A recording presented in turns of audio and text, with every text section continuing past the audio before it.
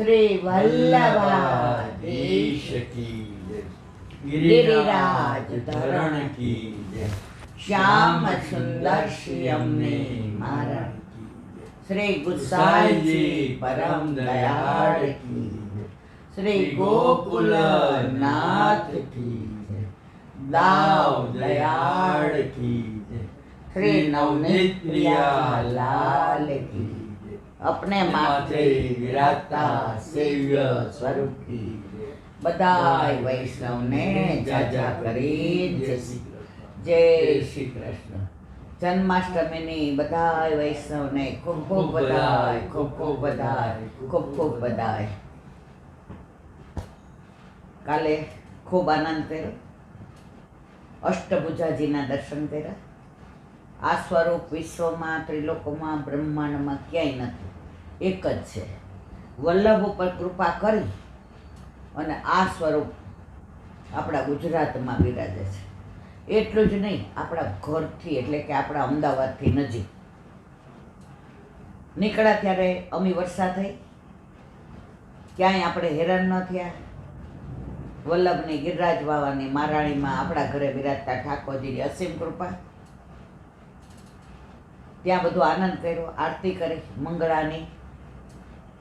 ત્યાંથી ગયા સુરેન્દ્રનગર ગિરિરાજધામ, રળિયામણી જગ્યા છે। અત્યારે તો આજુબાજુ ઘણું થઈ ગયું, પહેલાં અમે જાતા ને કશું હતું જ નહીં, આપણને એમ લાગે આપણે વ્રજમાં જ આવી ગયા છે। પણ જે આ સમય, જેમ જેમ સમય જાય, હવે આપણા વલ્લભ પહેલાં ગામની બહાર મુકામ કરતા, કાં તળાવ હોય, કાં સરોવર હોય, કાં નદી હોય, વૃક્ષની નીચે। અત્યારે એ બધાય બેઠકથી ગામમાં આવી ગયા છે। આ તમે નરોડા જુઓ, અસારવા જુઓ, તગડી જુઓ, કારણ કે સમય જાય એમ, પણ છતાંય ત્યાં જે આનંદ છે, રળિયામણી જગ્યા, 84 બેઠક જે છે, ગિરિરાજ બાવાનું સુંદર સ્વરૂપ, સત્સંગમાં બહુ આનંદ આવ્યો। અને ત્યાંના કીર્તનિયા બધા નિલેશભાઈ સહિત જે હવેલી સંગીત પ્રમાણે કીર્તન ગાતા હતા, અને બધાય દયારામભાઈના અને માધવદાસના પુષ્ટિમાર્ગને આપણે સ્પર્શ કર્યો કે આ પુષ્ટિમાર્ગ છે। બધાય મહાપ્રસાદ લીધો। સૌરાષ્ટ્રમાં ભાવ કેવો કે બપોરે આટલા બધા વૈષ્ણવને પોતાના ઘરે લઈ ગયા, 3 માળમાં બધાય સૂઈ ગયા આરામથી ને, કારણ કે બધાય સવારે 3 વાગ્યાનો ઉઠ્યા હતા। ઉઠ્યા એટલે બધાને ચા, કોફી, પ્રસાદ, અને સાંજે પછી સત્સંગ ને, રાસ ને, કીર્તન ને, ઠાકોરજીના હિંડોળાના દર્શન ને। મારો કહેવાનો આશય એ છે, પુષ્ટિ માર્ગ બોલવો સહેલો છે, પુષ્ટિ માર્ગ જીવવો અઘરો ના, જરાય અઘરો નહીં। દુનિયામાં સૌથી સરળ માર્ગ હોય તો પુષ્ટિ માર્ગ, એમાં એક્સ્ટ્રા કાંઈ કરવાનું જ નથી।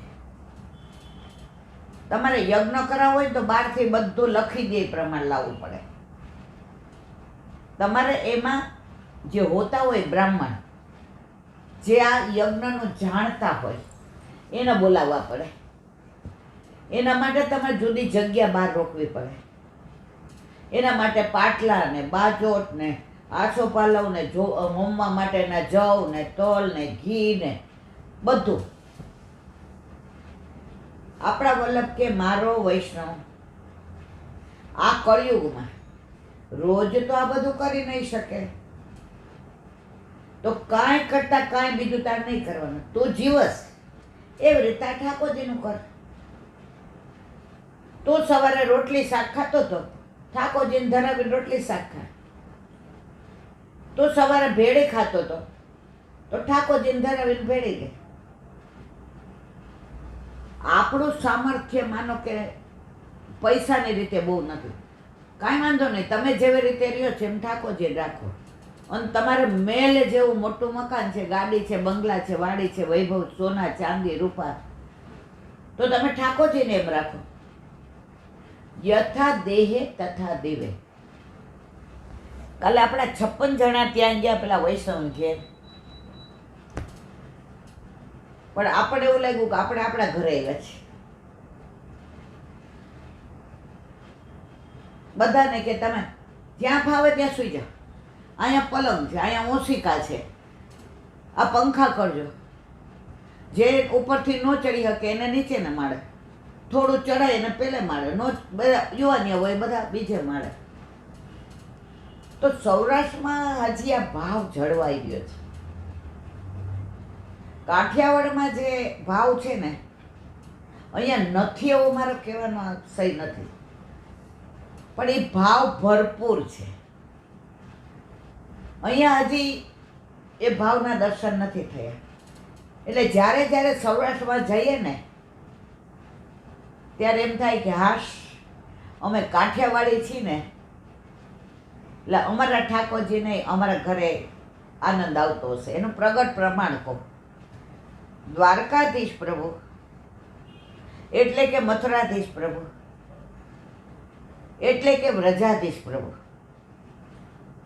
ગોકુળમાં 11 વર્ષ ને 52 દિવસ રહી અને ક્યાં પધાર્યા? મથુરા. હવે મથુરા કઈ રણ છોડવું પડે એવું ઠાકોરજીનું સામર્થ્ય ના. ઠાકોરજીનું સામર્થ્ય આખી દુનિયા, વિશ્વ, ત્રિલોક, બ્રહ્માંડ બધાના ચક્કરથી ફેરવીને ફેંકી દે એટલું. પણ મનુષ્ય તરીકે પ્રાગટ્ય લીધું હતું તો એવી લીલા કરવી પડે. પ્રભુએ રણ છોડ્યું તો રણછોડ કહેવાય. માણસ આવું કરે ને તો આપણે કહીએ કે અરર તે તો ના કપાયું. પણ જે ડાકોર જાય એટલે બધા શું બોલે? રણછોડ રાયતી જય. તો ત્યાંથી પ્રભુ ધારત તો સાઉથમાં જઈ શકે, ત્યાંય દરિયો હતો, ગંગાસાગર એ દરિયો હતો, કલકત્તામાં હતો. પણ છતાંય કેમ સૌરાષ્ટ્રમાં જ આવ્યા, દ્વારકામાં આવ્યા. પછી દ્વારકા છોડીને ક્યાંય ન ગયા. ગોલોકમાં પધાર્યા ત્યાં સુધી દ્વારકામાં જ રહ્યા. કારણ સૌરાષ્ટ્રમાં જે ભાવ છે, ઓલો એક કવિ કહે છે, નામ ભૂલી ગઈ છે, ભગવાનને લલકારે છે, ભગવાનને. આ કાઠિયાવાડી કહી શકે, એ ભગવાન એકવાર તું કાઠિયાવાડમાં ભૂલો પડ, તો અમારી મહેમાન ગતિ માંડ, પછી તારામ ત્રેવડ હોય તો છોડીને જાજે. આ કવિ કહે છે. અને એની ત્રેવડ નહોતી તો દ્વારકાધીશ રોકાઈ ગયા ને. પાછું નામે જો, ગામનું નામ એ દ્વારકા, દ્વાર કહા તો દ્વારકાધીશ પ્રભુ. તો એ છોડીને ક્યારેય નથી ગયા. મારો કહેવાનો આશય એ નથી કે અહીંયા ભાવ નથી, અહીંયા ભાવ છે. પણ અહીંયા રોટલી ચોપડા વિનાની છે અને ત્યાં બે બાજુ ચોપડેલી છે. એટલે કાલે જે આનંદ કર્યો, હવે મને ખબર હતી કે મને આ દુખાવો છે, વધવાનો છે, હું થાકી જઈશ, મને આમ થશે. પણ માણસે જ્યારે ઉત્સાહ હોય ને ત્યારે બધું ભૂલી જાય. કાલે ઘડી ઘડી આકાશ કે મમ્મી તમે ધ્યાન રાખો, મમ્મી તમે ચડવા ઉતરવા, મમ્મી તમે આમ ના બેસો, મમ્મી તમે આમ ઓસીકું રાખો. ભાઈ મને સારું છે, ભાઈ મને સારું છે. હવે આજે ખબર પડી. પણ એ આનંદ લૂંટ્યો એ દિવસ પાછો જીવનમાં આવવાનો છે. આજે આમની જેવા ઉંમરવાળા કેટલા દોડતા હતા. તો મારા વાલા, જીવનમાં આ એક ભાગ છે. આપણા ઠાકોરજી 5:30 તો અનુસર થઈ ગયું સવારના પોરમાં. અને એવા રાજી થઈને આપણે એમ થાય કે આજ 6 વાગે અનુસર થશે, એટલે બસમાં બેસશું. 5:30 તો કે ના, તું તારે ચા પાણી નાસ્તો કરીને જા, દવા પીને. હું તો વ્રજમાં વહેલો જાઉં છું, ગોપીઓ રાજી થશે. મેં તો પત્તાને બધા કહેશે કે તારી માને જાવું હોય ત્યાં તને તો વ્રજમાં ઘોળી મૂકે છે. ઠાકોરજી કે હું એને જવાબ દઈશ, માં ગોપીઓ તમે કાયમ વારંવાર વિનંતી કરો છો ને કે બપોરે બહુ અવેર કરો છો પધારવામાં, તો હવે જઈને કહીશ કે જો તમારી ફરિયાદ દૂર કરી, આજે તમારા બેડલા ચડાવીશ, આજે યમુના કિનારે આવીશ, આજે કદમના વૃક્ષ પર વેણું વગાડીશ, આજે તમારું માખણ ચોરીશ. એટલે હું તો માં વ્રજમાં તને કોઈ કાંઈ ન કહે ને એવી રીતે મારે કરવાનું. આ પુષ્ટિ પુરુષોત્તમ છે. આપણે પ્રભુના તત્સુખનો વિચાર નથી કરતા, પ્રભુ આપણા સુખનો વિચાર કરે છે. ઠાકોરજી પુષ્ટ થઈને આવ્યા અને પ્રભુ એવી કૃપા કરી, મહિનામાં સખડીઓ રોકવા માંડ્યા, નોકરી વોલેન્ટરી, ટાઈમ જતો રહ્યો, દીકરો અનુકૂળ નહોતો તો અમેરિકા વયો ગયો. 2 મહિનામાં તો બધી વિધિ. આનું સામર્થ્ય જુઓ. ત્યારે ક્યાંય જવાનું હોય ને તો આપણને સમજણ ન પડે. એટલે હું આકાશને એવું કહું, તમે લોકો વહેલા ભાઈ તૈયાર થઈ જાજો, મને વાર લાગશે. મને એમ થાય કંઈ 5 વાગ્યામાં રાજભોગ ધરાવે, 5:30 વાગે અનુસર કરે. પછી એક ભગવદીય વૈષ્ણવ હતા, બોમ્બેથી આવ્યા. ઓલા તમે લઈ ગયા હતા ને બધાને અસારવાન, ત્યાં પછી એમના ચંપલ રહી ગયા ને પાછા ગયા હતા, યાદ છે? ત્યારે આપણે પ્રેસ ચાલુ હતો. એ 3-4 જણા આવ્યા. હવે સવારે કહેલા બેન તારી ગાડીમાં અમને તગડી લઈ જા. એટલે મેં આમને કીધું તમે લઈ જાજો, મને સવારમાં 6 વાગ્યા નહીં ફાવે, કારણ કે ત્યાં 8 વાગે મંગળા થાય. એટલે રાતના સત્સંગ કરતા હતા મારા ઘરે બધા. મને ભગવદીઓનો સંગ બહુ મળ્યો છે. એટલે મને કે કેમ તું ના પાડસ? મેં તો મારથી ન પહોંચાય. મને કે 5 વાગે રાજભોગ ધરાવી દેવાનો.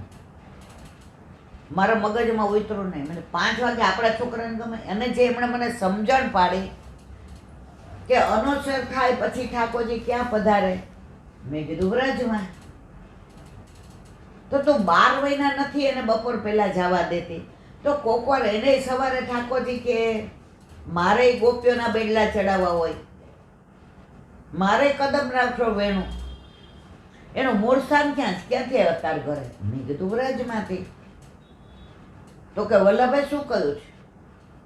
મેં કીધું સર્વદા સર્વભાવે ન ભજનીય વ્રજાધીશ.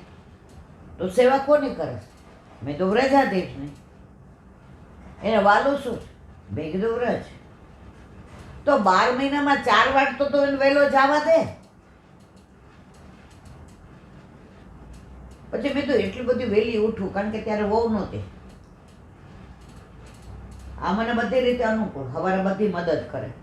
હવે એ લોકો જેના ઘરે ઉતર્યા હતા તો એ તો 12 વાગે ગયા, કહીને ગયા કે અમે સવારે 5:30-6 નીચે ઉતરી જશું. ઠાકોર જેવી કૃપા કરી, હું 5:30 પરવા દીધી. યાદ છે તમને? જો કે આ હરવાર કરાવે બધું. ત્યારથી મને સમજણ પડી કે આપણા પ્રભુ, આપણે અલૌકિક કાંઈ કરવું હોય ને તો આપણે સુખનો વિચાર કરે છે. હા, લૌકિક કરવું હોય તો લોચા પડી જાય. એ વૈષ્ણવ યાદ આવ્યા તો મને, એ 90-92 વર્ષના વૈષ્ણવ. પછી અમે તગડીથી આવ્યા તો 2 દિવસે મેં કીધું કે હવે અહીંથી તમને આ સ્ટેશને મૂકી જશે. બોમ્બે ના હતા ને કાલુપુર, તમે ગયા હતા નહીં મૂકવા? મને લાગે ચણિયા ને ચોળી ને ચૂંદડી ને ટીકો ને ડામણી.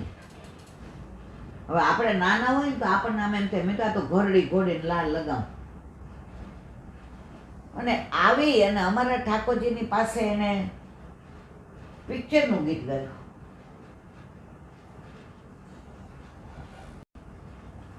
એટલે હવે આપણે ઓલા નવા ઠાકોરજી પુષ્ટ કરે હોય ને એટલે આ બધું સમજી ના શકીએ.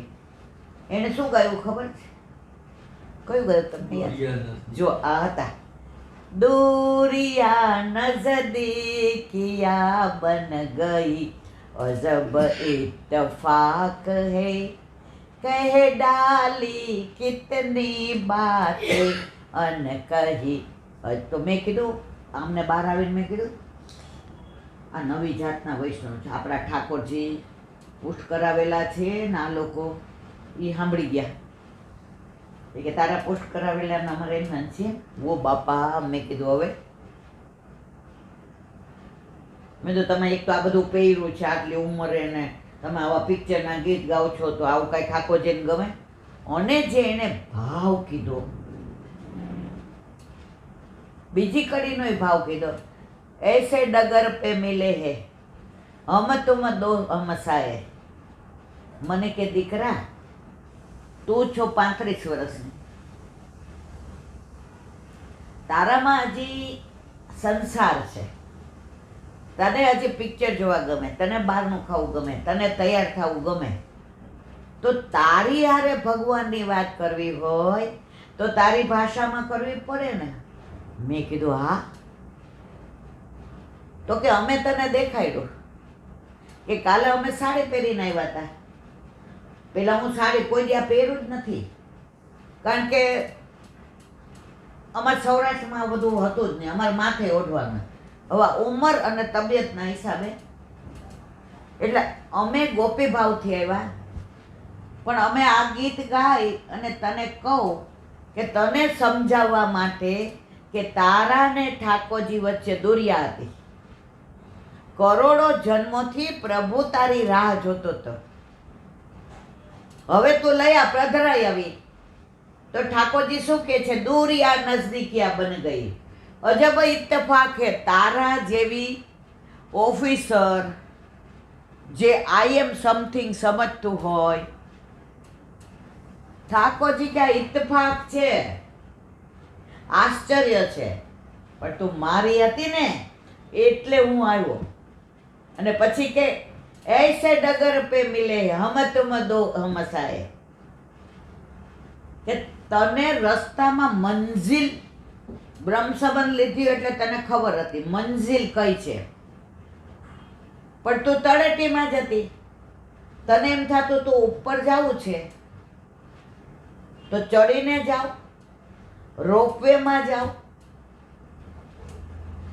કે પછી ડોલી કરીને જાઓ.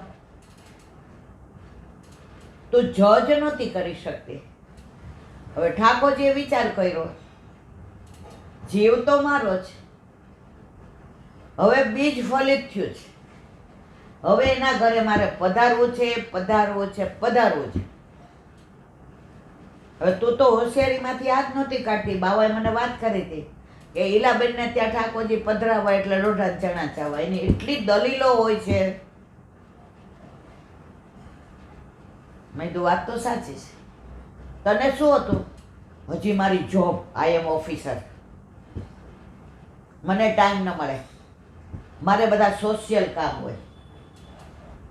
ઠાકોરજી કે હવે ટાઈમ બરાબર છે, 32-35 વર્ષે તારા ઘરે આવી જાઓ. હવે અત્યારે મારાથી પહેલાં જેટલું થાય છે કશું જ નથી થતું. ઈંડોળા છે, બધું છે, ચૂંદડી નાય છે ને લેરિયા નાય છે ને મોતી નાય છે ને કાચ નાય છે ને તમે જો આખું માર્યું બધાથી ભર્યો છે, રથ ને કશું જ નથી થતું. હવે ઉંમર, તબિયત, તો આ 25 વર્ષ પ્રભુએ બધું કરાવડાવ્યું.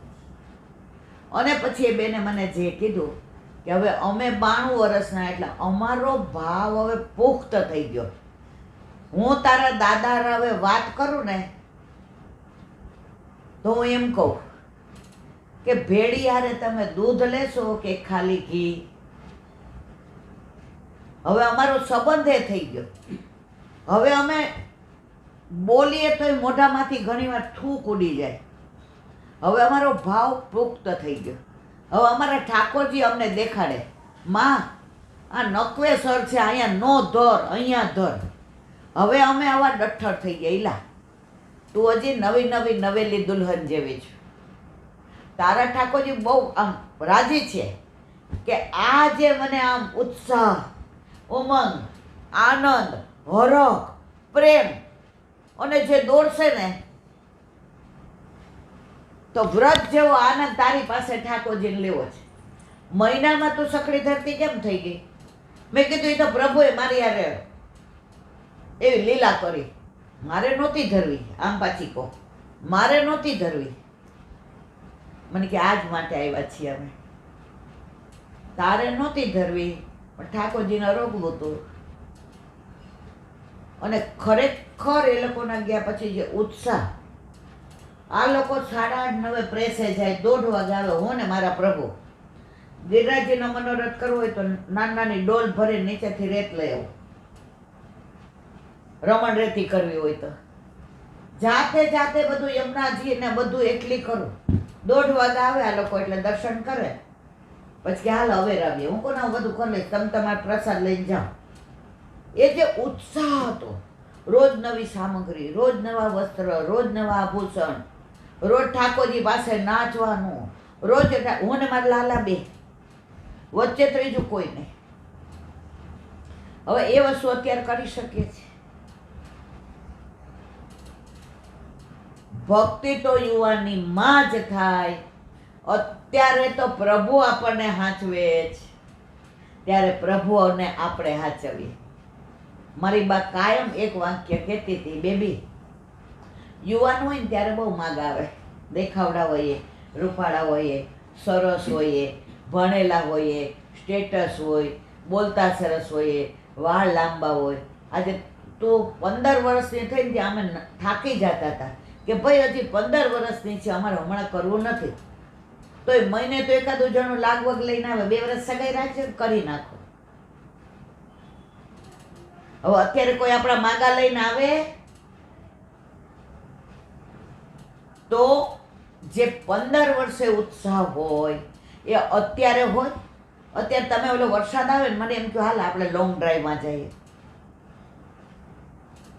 લગ્ન થયા હોય ત્યારે હું કહું ચલો ઓલા ભલે સાયકલ રહી, આજી ડેમ આંટો મારી આવી, સરસ વરસાદ આવે છે. અત્યારે એ ભાવ છે. તો આપણા ઠાકોરજીમાં જો આપણે યુવાન હોઈએ અને પધરાવીએ તો આપણા ઠાકોરજીને આપણને કેટલો માધુર્ય ભાવ, નવી સામગ્રી ધરીએ અને કેટલો આનંદ કરીએ. અત્યારે વસ્તુ નથી કરી શકતા. પણ જેને કહીએ ને કે ઠાકોરજી હજી ઈલાબેન અમારું વાર છે, તમારો ઉત્સાહ ઓસરી જશે, તમારું શરીર કામ નહીં કરે, તમે ધાર્યું નહીં કરી શકો, ત્યારે પુષ્કળ છો તો પ્રભુને તમે કાંઈ સુખ નથી આપવાના, શ્રમ જ આપવાના છે. પણ 25 વર્ષ પહેલાં તમે 35-32 હવન પુષ્ટ કરાવો, તમારા ઠાકોરજી એવા ટેવાઈ જાય કે પછી ઠાકોરજી કે માં જરાય ચિંતા કરમાં. આપણું છોકરું નાનું હોય ને મહિનાનું તો આપણે એને કેવું સાચવીએ, અને આપણે પછી 70 ના થઈએ તો એ છોકરા આપણને સાચવે કે ના સાચવે. તો આપણા ઠાકોરજી 26-27 વર્ષથી ઘરમાં હોય તો હવે આપણને સાચવે છે, આપણે એને સાચવતા નથી. એનો ટાઈમ આપણે નથી સાચવતા, એ આપણો ટાઈમ સાચવે. સવારે ઘણીવાર અમારે એવું થાય, આ બધું બ્લડ ને બધું લેવા આવે તો એમ કે ચા પીધા પહેલા તમારે, હવે એ આવે પછી જ નાવા જવાય, કારણ કે એ બધું પાછું આપણને મજા ન, બ્લડ ને યુરિન ને. તો ઠાકોરજીને જાગવામાં મોડું થાય, ઠાકોરજીની સામગ્રીમાં મોડું થાય. તો હવે ઠાકોરજી આપણને સાચવે છે, આપણે ઠાકોરજીને સાચવતા પહેલા તો આમ રૂઆબ હતું મારા ઠાકોરજીના. એ વસ્તુ હવે એટલે જે હું તો કહું છું, કાલે ઘણા વૈષ્ણવ એવા મળ્યા, ધાંગધ્રાથી આવ્યા હતા ને બધેથી ટૂંકમાં આવ્યા હતા. એમાં 2-3 યુવાન હતા. એલાંટી પછી આમ થશે તો આમ થશે તો મેં લગ્ન કરીએ તો આપણે એમ કહીએ પછી મારું વર મારું નહીં માને તો, મારા સાસુને હું નહીં ગમું તો. એ કે ના એવું તો તમે તો પ્રભુ તો પૂર્ણ પુરુષોત્તમ છે, ચિંતા તમારે નથી કરવાની. એકવાર પધરાવી લ્યો પછી એને જોવાનું. આજે હમણાં ઓલા વૈષ્ણવ ક્યાંથી આવ્યા હતા, અત્યારે 7-8 જણા આવ્યા ને. હા, કેટલા નાના હતા છોકરીઓ. હવે 2ને પધરાવા હતા, 2-3 સંશય હતા. હા જો ઉનાથી, હવે ભૂલી જવાય ના ઉના કીધું, હા ઉના. રાજી થઈ ગયા. એને એક એ સંશય હતો કે માતાજીનો ફોટો અમારે ત્યાં છે. હવે મેં તો બેટા પ્રભુ પધારે ને તાર લગ્ન નહોતા થયા ત્યાં સુધી તારી મમ્મી ભેગી હતી, તારી બેન ભેગી હતી. હવે લગ્ન થઈ જાય પછી તાર વરારે બેડરૂમમાં હોય કે બીજા? હા હા આંટી. તો હવે ક્યાંય માતા મહાદેવ કશું જ ના આવે, આપણે અને આપણા ઠાકોરજી. હવે એનો સંશય દૂર થઈ ગયો. બીજી 2-4 વસ્તુ હતી જે અહીંયા આપણે કહીએ નહીં. હવે કંઈ કાલે વ્રજમાં જઈએ છીએ, મહારાણીમાના પાન કરીને વિનંતી કરી આવીએ, ગિરિરાજબાઓની પરિક્રમા કરીને, અને આવીને પછી ઠાકોરજી પુષ્ટ કરાવીએ. રોજ આવા 2-4 યુવાન પૂછવા આવે ને એટલે મને એવું થાય કે મારો દિવસ ભરાઈ ગયો. કારણ હવે કાલની મને ખબર નથી, ઉંમર અને તબિયત કેવી છે કોઈને છોડતું નથી. હવે અત્યારે વયા જઈએ તો આપણને આનંદ કે વલ્લભ પૂછે મેં કીધું જ કાંઈ કર્યું? આપણે કરાયું એટલું કર્યું. બસ વલ્લભનો એક જ મનોરથ હતો, ઘરે ઘરે મંદિર. અને એ અત્યારે બધા જ આનંદથી ને પધરાવે છે. સૌરાષ્ટ્રમાં એવું બધું જુદું, ભંડારો જુદો. હવે અહીંયા બિચારાઓ એક રૂમ રસોડામાં રહેતા હોય, ક્યાં બધું જુદું રાખે, અને એના લીધે ઠાકોરજી ન પુષ્ટ કરાવે. ના મારા વાલા, હા સૌરાષ્ટ્રમાં જેને વ્યવસ્થા છે એ ઉત્તમ છે, પણ તમે અહીંયા એક રૂમમાં ભાડે રહેતા હો, તમે શું જુદું રાખો? એના લીધે પ્રભુ નહીં પધરાવે. ના, યથા દેહ તથા દેવે. કાલે એક વાત બીજી જાણે. સુરેન્દ્રનગરમાં એક દીકરો હતો, એની જ્ઞાતિ મારે બોલાય નહીં, કારણ કે જે વૈષ્ણવ બ્રહ્મ સંબંધ લે ને એ બધા વૈષ્ણવ કહેવાય. રસખાન પઠાણ યવન, પણ પછી એને કોઈ પૂછે, ગુસાઈજીના સેવક થયા પછી તમે કેવા? વૈષ્ણવ. ગોકુળનાથજી ઓલા છોવાઈ ગયા, ઉપર નડી ગયો, તમે કેવા? વૈષ્ણવ. બીજી વાર પૂછ્યું, તમે કેવા? વૈષ્ણવ. ત્રીજી વાર પૂછ્યું, તમે કેવા? વૈષ્ણવ. ગોકુળનાથજી સેવામાં પધારે કે હું છોવાતો જ નથી, વૈષ્ણવથી કોઈ છોવાય? અને અત્યારે આપણે તો છે ને એવી ખોટી અપરસ પાડીએ, ઘરે કોક આવે ને બહારના, આઘારે જો અડતા નહીં, ઊંચું કરીને હાલીએ, અને એ જાય એટલે તરત કહીએ હવે મને ટેબલ ઉપર ચા આપી દે બટા. ઓલા હોય ત્યાં સુધી. એટલે પ્રભુને પ્રેમ જોઈએ છે, બીજું કાંઈ નથી જોઈતું. તો એ દીકરો ત્યાં મંદિરમાં વાળે, સાફ સફાઈ કરે, એટલું સુંદર આખી બધું ચોગા નાન તેન રાખે.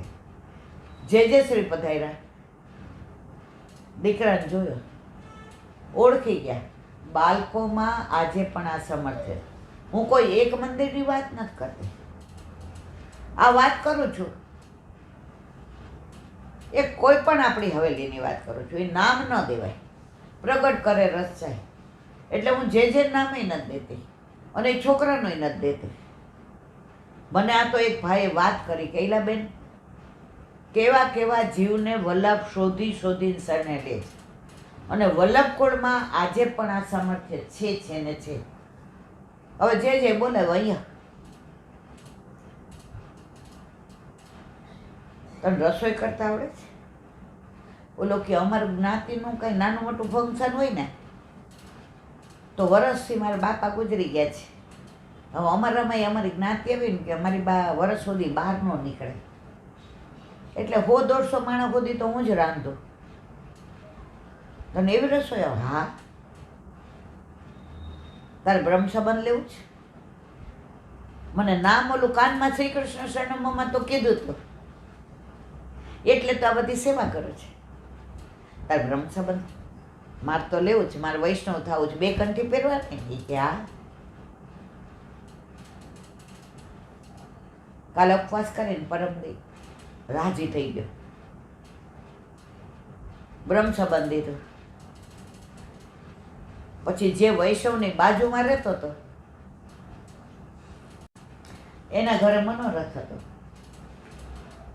એટલે જે શ્રીને પૂછવા આવ્યા કે મુઠ્ઠી મગનો મનોરથ કરવો છે તો 150-200 માણસનો એ કે આ લાલિયાને લઈ જાઓ.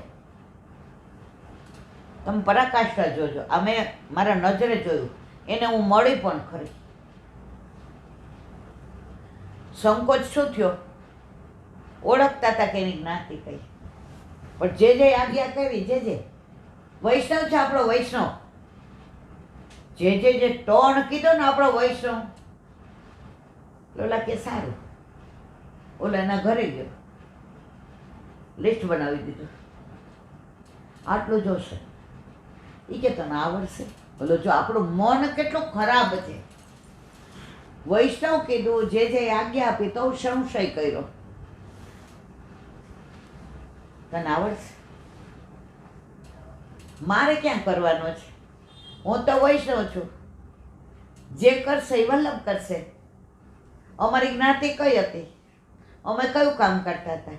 વલ્લભે મારો હાથ પકડી અને ઠાકોરજીના હાથમાં સોંપ્યો. તો હવે હું વૈષ્ણવ છું, તો હવે ઠાકોરજી કરશે તો બધું બરાબર થશે. અને વૈષ્ણવ ત્યાં એણે સામગ્રી કરી, ઢાળો, બુંદી, જાળીવાળું, ભજીયા, ખમણ, અને બધાએ પ્રસાદ લીધો. બધા એક વાક્ય કે તમારે ત્યાં કોણ આવ્યા હતા? કોઈ મુખિયાજી હતા, ભીતરિયા હતા? બાપા ભારે કરી આ રસોઈ. અને અત્યારે એને એટલું સરસ છે કે ગામડામાં ક્યાંય હોય એટલે એને બોલાવે. હવે તો બધા શેરવાળાય, તું શહેરમાં આવતો રહે. જેને વિઠ્ઠલ નાથ વિચારે રે, એને પ્રગટ પદાર્થ ચારે રે. આપણામાં જ્ઞાતિને વલ્લભે મહત્વ જ નથી આપ્યું. અત્યારે બધા એમ કે છે કે બધાય સરખા, સ્ત્રી પુરુષ સમાવડી. મારા વલ્લભે 550 વર્ષ પહેલા સર્વસ્તમ સૂત્રમાં આવે, સ્ત્રી શુદ્રા દુતિ ક્ષમય. સ્ત્રીઓને ને શુદ્રોને જેને પોતાના કરીને માયના, એ મારો વલ્લભ. એનું પ્રગટ પ્રમાણ જો. સેવા બધા કોની? સ્ત્રીઓ માથે પધરાવે છે. આજે અહીંયા કોઈ આવે, કોના માથે બિરાજે? તમે શું કહો? આર્યા એની માં. અને તમારે સેવા કરવી હોય શું? ગોપી ભાવ, ધોતી બંડી પહેરવી પડે, તિલક કરવું પડે તો સેવા થાય. તો આપણામાં જ્ઞાતિનું કોઈ મહત્વ જ નથી. આપણામાં મહાત્મ્ય ભાવનું છે.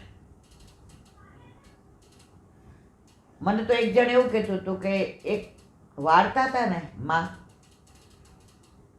હવે એ રોજ જે આવે ને એટલે દંડવત કરે, સાવણો મૂકી દે, હાથ ખાસા કરે, અને પછી જે ત્યાંથી પસાર થાય ને એટલે આ રજ આમ લઈ અને લગાડે. પાછા બધાને દબડાવે, અંદર ના આવતી, બાર ઊભી ઊભી. એ કે અંદર નથી આવતી. ત્યાં ઉંબરામાં જેના પગ, ઓલી ભાષા બોલતા ન આવડે ને, જેને પગ પડ્યા હતા ને એ રજ લીધી, અંદર નથી આવી. એ કે હવે 2-3 વાર જે આ જોયું, એને બોલાવી, મંગી અહીંયા બહાર ઊભી રહી, સાવયણો મૂકી દીધો, હાથ ધોયા, માથે ઓઢ્યું. ભગવાન મારે કાંઈ બોલતે, હું ઉમરામ નથી આવી, મેં છે ને બહારથી આમ રોજ લીધી ત્યાં આપણા પગને મારવાલા, અંદર નથી આવી. મને બધાય ના પાડી છે, નથી આવતી. મને ખબર છે અમે અમારું મંગે અંદર આ ધ્રુજે. ભગવાન, મંગી તારે બ્રહ્મ સંબંધ લેવું છે? હવે 10 વર્ષથી વાળતી હતી, એને ખબર હતી બ્રહ્મ સંબંધ શું, ઠાકોરજી શું, કંઠી શું, વલ્લભકુળ શું, વૈષ્ણવ શું. પણ બધા વૈષ્ણવ એને તુચકારતા. તું તો સોહનીની સેવા રોજ કરે છે એમ. વલ્લભકુળમાં જે દીનતા, સામર્થ્ય, લોકો ભલે, પણ મને તો વિશ્વાસ છે કે વલ્લભકુળમાં આજે એ જ સામર્થ્ય છે. ભગવાન, અમારી જ્ઞાતિ કઈ જ ખબર? મંગે તું વાળે છે, મને ખબર. તાર લેવું છે ને? હા.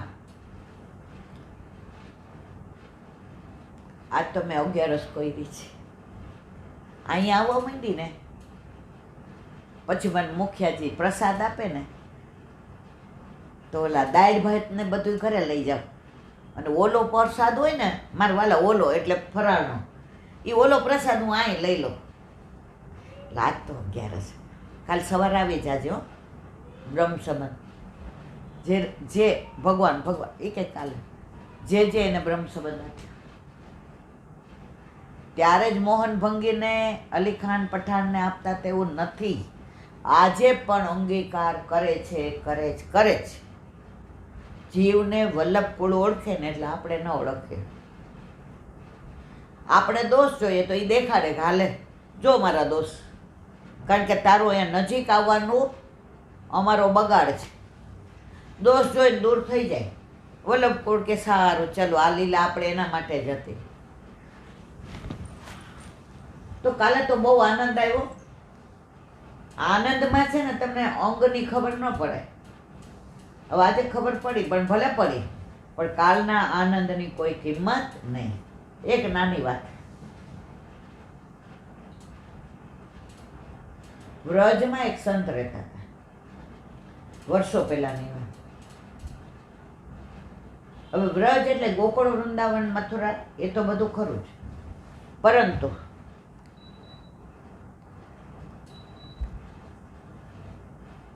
દૂરના એક ગામડામાં ગામની બહાર સંત રહી. હવે વર્ષોથી ત્યાં સામે એક નાચવા ગાવા વાળી હતી. હવે ગામવાળાને આ બધું ગમે નહીં. સંત ચાતુર્માસ કરવા આવ્યા હતા. હવે એને મુકામ કરવો હતો ને તો જેનું મકાન હતું ને ત્યાં કોઈ રહેવાનું છે. સામે ઓલી નાચવા ગાવા વાળી એટલે બધાને બીક લાગે કે અમારા છોકરાઓનો સંસ્કાર બગડે, અમારા દીકરાઓ બગડે. એટલે આ મકાન ખંડેર જેવું થઈ ગયું હતું. હવે સંત મહાત્મા આવ્યા, એણે કીધું કે 4.5 મહિના મારે આ ગામમાં વાસ કરવાનો, કારણ કે નદી વહે છે, અહીંયા બધા ભાવવાળા છે. એટલે ઓલા શેઠે કીધું કે આપ અહીંયા બિરાજો અમારા બંગલામાં. એ કે મારે જ્યાં બધી લૌકિક વાતો થતી હોય, લૌકિક બધું દેખાતું હોય, તો 4.5 મહિના મારે ફક્ત સાંજે 2 કલાક સત્સંગ પડતું જ લોકોને મળવું જ. બાકી 22 કલાક મારે કોઈને મળવું નથી. મારા 22 કલાક હું અને મારો પ્રભુ. એટલે મારે ગામની બહાર, એટલે શેઠાણી ભોળા હતા બિચારા, ભારે શરીર મારી જેમ. એ કે મહારાજ બહાર તો બહુ જ સરસ છે, અમે તો કુવેથી ને નદીથી પાણી લાવીએ છીએ. ત્યાં તો એ કે અમે ઓલા ભંભો મૂકી દીધો છે, એટલે ઓલું પાણીનું ઓલું મૂકી દીધું ડંકી, અમે ત્યાં તો ભંભોય મૂકી દીધો છે. એ જમાનામાં નળ નહોતા. એ કે ત્યાં તો ભંભોય છે, પણ ત્યાં કોઈ રહેવા નથી જાતું. એ કે કેમ?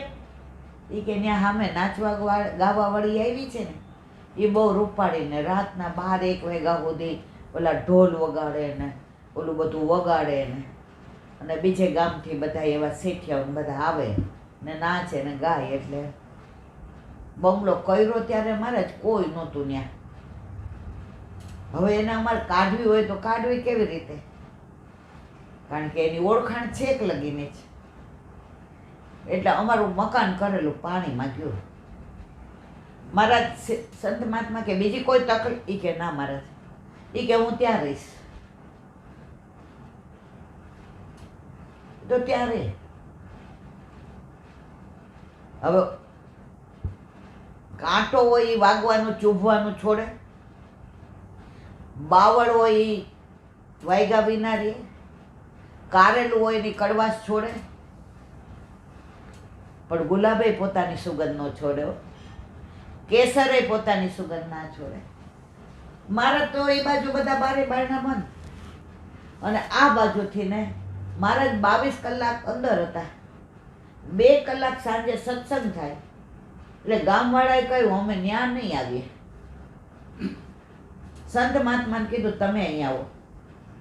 એ કે હું એક જ વાર ગોચરી કરું, બપોરે 12 વાગે હું એક ઘરે જાઉં, જ્યાં જે હોય એ લઈ આવું, અને એટલામાં મારું ગુજરાન ચાલે. બીજી વાર હું ઘરની બહાર ન નીકળું. હું નીકળું મને કોઈ લૌકિક લોકો મળે, કાંઈ કોક એવું દ્રશ્ય દેખાઈ જાય, ક્યાંક એવો ઝઘડો થતો હોય, ક્યાંક એવું ખવાતું હોય, તો મારી દ્રષ્ટિ દોષ તો થાય કે ન થાય? એટલા ઉચ્ચ કક્ષાના હતા સંત મહાત્મા. એટલે હું બહાર નીકળું નહીં. અને 12 વાગે નીકળે ત્યારે એની આંખો નીચી નમેલી હોય, આજુબાજુ જોવાનું નહીં. તો કે તમારે આવવું હોય તો 4.5 મહિના સત્સંગ કરવા, 7 થી 8:30 9 બધાએ આવવાનું. બધાએ વિચાર કર્યો, ચતુર્માસ છે, સંત મહાત્મા તો કાંઈ માગતા નથી, પૈસા લેતા નથી, ફક્ત એકવાર ગામમાં એક ઘરે જાય, એ ઘરે બીજી વાર ન જાય, અને જે આપે એ લઈ આવે છે. હવે ઘણી વાર તો એવા ઘરે જાય જ્યાં રોટલા પરાણે રોટલા છાશ ખાતા હોય, ત્યાં જઈને ઊભા રહીએ. ઓલા રોટલા બનાવેલા હોય સવારના, છાશ કે દહીં હોય, મહારાજ અમારા ઘરે શાક, મારે કાંઈ ન જે હોય મને પધરાવ્યો. રોટલો ને છાશ લઈને આવે, ચોળી નાખે, લૂણ દીધું હોય, મીઠું સેજ નાખીને ખાઈને પાણી પીને એનો દિવસ પૂરો. સંત મહાત્મા કશું કોઈનું લેતા નહોતા. અને એટલો સરસ ઠાકોરજીનો, ભાગવતનો, અને દસમ સ્કંદમાં તો બધા ગાંડા થઈ ગયા. ઓહો હો હો, કાનોડાની આવી લીલા! આપણે તેને નટખટ નંદલાલ જ સમજતા હતા. આટલો બધો પ્રભુ કૃપાળુ, ગોપીઓ પર આટલી કૃપા. સંત મહાત્મા છેલ્લે એવું કે આજે પણ આવું બને છે. બધા ગામડાના રાજી રાજી થઈ ગયા. ઓલી વેચ ગાવાવાળી તો એનું છોડે નહીં. 10 વાગે એટલે એ જ ચાલુ બધું નાચવાનું, ગાવાનું ને છમછમ ને. હવે ગામડામાં એવું 9 વાગે ને પછી એકદમ શાંત થઈ જાય. આપણે ત્યાં રોડ ઉપર રહીએ એટલે રાતના સ્કૂટરે નીકળે ને, ગાડીઓય નીકળે ને, રિક્ષાએ નીકળે ને. ગામડામાં તો ત્યારે એ જમાનામાં, તો ઘણા વર્ષો પહેલાની વાત છે, શાંત. એટલે ઓલી વેસ્યાન અરે ગાવાવાળીનો એક એક શબ્દ સંભળાય, મૃદંગ સંભળાય, વાજુ સંભળાય, ઝાંઝ સંભળાય. સંત મહાત્માને કાંઈ અસર ન થાય. ઓલીને તકલીફ શું થઈ કે અહીંયા સત્સંગ થાય એટલે ઓલા 7 વાગે આવવા વાળા હતા ને એ બધા બંધ થઈ ગયા. કે અહીંયા બધા હારા માણસો આવે અને સંત મહાત્મા જોઈ જાય તો અમારી આબરૂના કાંકરા થાય. જે ખોટું કરતા હોય ને એને સારા માણસોની બીક લાગે, પણ સારા માણસો સામેવાળા ખોટું કરતા હોય ને એને બીક એને ન લાગે. તો એક દી આને ગાવાવાળીને એવી દાજ ચડી. પેલા 3-4 જણા એના ચમચા હતા ને એને કે આ નીચેની રૂમ છે ને એમાં આ સંત મહાત્માએ ઘાસનું બધું કરી દીધું છે, કે મારે આવો આરામદાયક બંગલો નથી જોઈતો. હું સંત છું, મારે આ બધું ન જોઈએ. હું ઘાસની ઝૂંપડીમાં રહેતો એમ રહું. એટલે ઘાસથી બધું મઢી લીધું હતું. અને એ રહેતા હતા ને એમાં માળ નહોતા, એ બહારની ઝૂંપડી હતી. એટલે ઉપર એણે ઘાસના પૂડા નંખાવી દીધા. તો એક દી આ બગડી, મોટા મોટા કાકડા હળગાવીને નાખ્યા સંતમાં. એ કે ઊભી પૂછોરિયા ભાગશે. એટલે મારા હાથથી 9ના ઘરાક બંધ થઈ ગયા છે ને, હજી ઓલા કાકડા હળગાવીને નાખે આમ આમ ગોળ ફેરવતા હતા. એવું તોફાન આવ્યું, એવું તોફાન આવ્યું, એવો વાયરો આવ્યો કે ઓલા નાખવા જાય ને તો આ ઝૂંપડીને બદલે ઓલી નાચવા ગાવાવાળીના ઓલામાં જ પડે કાકડા. હવે ઓલી તો એવો દેખાવ કરતી હતી કે આ બારવાળા શું કરે છે મને ખબર નથી. એટલે અંદર તો ઓલી રિધમથી ને આ બધી પ્રેક્ટિસ કરે. મનમાં રાજી થાય કે સવારે તો અહીંયા ન રહેગા બાંસ, ન રહેગી બાંસુરી. એવા ઓલા વાયરો આવ્યો, એનું આખું રેતી હતી એ બધું બળી ગયું. હવે પરાકાષ્ઠા, ખૂબ ઓલા અવાજ આવ્યા અને બહારથી ને બળવાનું પેલું. એટલે સંત મહાત્મા તો એની પેલા સિદ્ધિમાં બેઠા હતા, ધ્યાનમાં ઠાકોરજીની માખણ ચોરી લીલાની અંદર પ્રભુ ગાયો પાસે જઈ ખીરકમાં બછડા છોડી દીધા, ગાયોને ધાવવા માંડ્યા. ગોપી જળ ભરવા ગઈ હતી, બધું માખણ લઈ પોતે આરોગી સખાઓને દઈ વધેલું માકડાને દીધું. આ બધી લીલાની અંદર ધ્યાનમાં બેઠા હતા ત્યાં ઓલો પ્રકાશ દેખાણો, હળગું ને બધું. સેજ આંખ ખોલી, સંત મહાત્મા દોડ્યા. આખા ગામમાં એને એકને ડંકી હતી, ભંભો. જોરથી ચલાવવા માંડ્યા. ડોલો ભરી ભરીને એને ત્યાં પાણી નાખ્યું. ઓલા બધા જે હળગાવવા વાળા હતા એ આવ્યા ને પાણી નાખવા માંડ્યા. એને બચાવી લીધું, વચી ગયા. સળગું નહીં બેમાંથી કોઈનું. સંત મહાત્માને તો ઊંચી હાથે જ ન આવી, આનુંય ના હળગું. બહારનું બધું હળગું તું હરખું કર્યું. અંદર ઓલી ગાવાવાળી નાચવાવાળી વિચાર કરે કે મેં આમનું ખરાબ કરવા માટે કેટલું કર્યું, મારા ઘરાક માટે, મારી આવક માટે. છતાંય આ સંત મહાત્મા ભૂતલ પર કેવા બિરાજે છે કે મને ઊની આંચ ના આવી, મને બચાવી. હું આ ગામમાં નડતર રૂપ છું. યુવાનિયાને ગમે એવી છું, પણ વૃદ્ધોને ને વડીલોને ખબર છે કે મારા દ્વારા સંસ્કાર બગડે છે. મને ભૂતલ પર રહેવાનો કોઈ અધિકાર નથી. સંત મહાત્મા ઓલી ડંકી હલાવતા હતા ને બધા નાખતા હતા. આવીને ચરણ પકડી લીધા. મને ક્ષમા કરો, મને ક્ષમા કરો, મને ક્ષમા કરો. સંત મહાત્મા કે છે ને ક્ષમા, એ કે મેં જ આ બધું કર્યું હતું. તમે કર્યું, તમે શેના માટે કર્યું? તો મારું ઝૂંપડું સળગાવવાનું. એ તો પ્રભુએ બચાવ્યું, તો ક્ષમા શેની કરવાની? તો કે મેં પ્રયત્ન તો કર્યો તો ને. પ્રભુએ મને બચાવ્યું ને એનો આભાર માનું છું મનમાં. હું તમારા દોષ સામું જોઈને એટલો સમય મારી જિંદગીનો મારે બગાડવો નથી. આ સંત મહાત્માઓ બધાની પરાકાષ્ઠા જુઓ. હવે પેલી એ કહ્યું કે હવે હું અહીં છોડીને તમને નહીં જાઉં. એ કે હું તો સ્ત્રીઓને તમે સ્પર્શ કર્યો, પણ છતાંય હું કાલે ઉપવાસ નહીં કરું. તમે શુદ્ધ થઈને આવ્યા છે, તમે તપીને આવ્યા છે. હા પસ્તાવો વિપુલ ઝરણો, કવિએ કહ્યું છે, આપણે બધાએ જાણીએ. તમે પશ્ચાતાપમાં સ્નાન કરીને આવ્યા છે. હવે તમે આરામથી ને અહીંયા રહો, ભગવાનનું નામ લો, ભગવાનની સેવા કરો. ગામવાળાએ સંત મહાત્માને ખીજાણ, અને એનો રહેવા દેવાય. હવે માંડેનો ઝૂંપડાનો સવારનો ભૂલેલો સાંજે ઘરે આવે ને એને ભૂલેલો ન કહેવાય.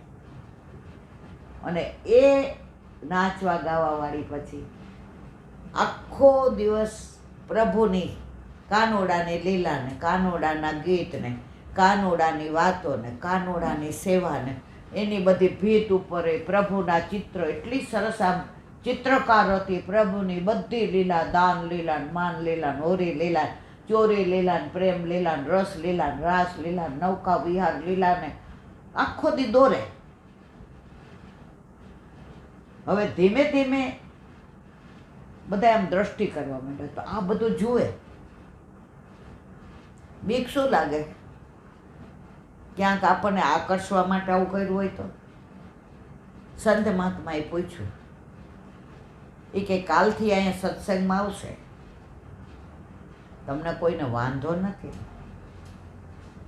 ગામવાળા કે મહારાજ અમને વાંધો નથી,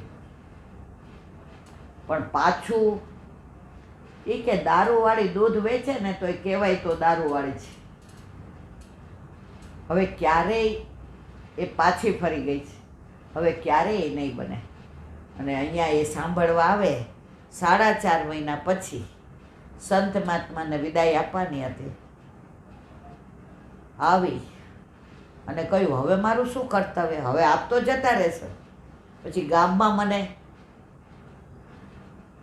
કે તારે શું કરવું છે, કે હું ભણેલી છું, મારે આ છોકરાઓને બધાને રોજ સાંજે 1 કલાક કાનોડાની વાતો કરવી છે. હવે ગામવાળા મૂંઝાણા, કારણ નાચવા ગાવાવાળી હતી. સંત મહાત્માને પૂછ્યું કે આપ કયો એમ કરીએ. એ કે મારી આજ્ઞા છે. હું આમ તો મારો નિયમ છે કે જે ગામમાં એકવાર જાઉં એ ગામમાં બીજી વાર નથી જતો, પણ મહિના પછી હું પાછો આવીશ. મહિના પછી બધા આવ્યા સંત મહાત્મા. આનું નામ એણે નર્તકી રાખ્યું હતું. પેલા ઓલા બધા આવતા ને એના ઘરાકો એણે સંત મહાત્માએ નર્તકીનું શું થાય, કીર્તની, એનું નામ કીર્તની રાખી દીધું. અને આવ્યા તો ગામના બધા છોકરાને બોલાવ્યા. તું તને કાનોડો ગમે છે? હા. કેમ ગમે? તો એની જુદી વાત કરે કે કેવો નાગ દમન કર્યું તું, ઠાકોરજીનો ગેડી દડો વયો ગયો તો. બીજાને પૂછે તને કાનોડો ગમે? હા. એ કે માખણ ચોરી કરતા હતા પણ એકલા નહોતા ખાતા, બધાને ખવડાવતા હતા. એ કે ત્રીજાને પૂછ્યું દીકરી તને ગમે છે? એ કે હા મને બહુ ગમે. એ ગોપીઓને બેડા ચડાવે એટલે એને ભાર ન લાગે ને, મારે મને બહુ ગમે. હવે બધાને પૂછ્યું તો બધા આવી વાતો કરે. ગામવાળાએ કીધું આજથી આ અમારા માટે પૂજ્ય. સરસ એક ઝૂંપડું બનાવી દીધું કે જીવે ત્યાં સુધી બધી જવાબદારી અમારી, પણ એની જવાબદારી એ કે જીવે ત્યાં સુધી અમારા ગામડાના છોકરાઓને ભક્તિની, ભગવાનની ને કાનોડાની જ વાતો કરવાની. જો તમને સંગ સારો મળી જાય તો એનો રંગ લાગતા વિના રહેતો નથી, અને જો એ સારા સંગનો રંગ લાગી જાય તો તમારા જીવનમાં ભંગ પડતો નથી, અને ભંગ પડતો નથી તો ઠાકોરજીની રંગત આવતા વાર લાગતી નથી. એટલે દયારામભાઈ કહે છે તુજ સંગ કોઈ વૈષ્ણવ થાય તો તું વૈષ્ણવ સાચો, તારા સંગનો રંગ ન લાગે ત્યાં સુધી તું કાચો. મારા વાલા, આવી તો ઘણી બધી વાતો. અહીંયા વિરામ આપીએ. હરિરાયજી કૃત સાખી 94મી સાખી આવે છે. અષ્ટસખાઓ રોજ એક સખાનું આપણે વિવરણ કરીએ છીએ. ગયા વર્ષે આપણે બધા સખાઓનું સરસ વિવરણ કર્યું હતું. હવે આગળ કૃષ્ણદાસ નંદદાસ જુ સુરસુ પરમાનંદ કુંભન ચત્રભુજ દાસજુ ચિત્ત સ્વામી ગોવિંદ શ્રી વલ્લભ ચિત્ત સ્વામી ગોવિંદ. કાલે આપણે ચિત્ત સ્વામીનું કહ્યું હતું, આજે હવે ગોવિંદ સ્વામી.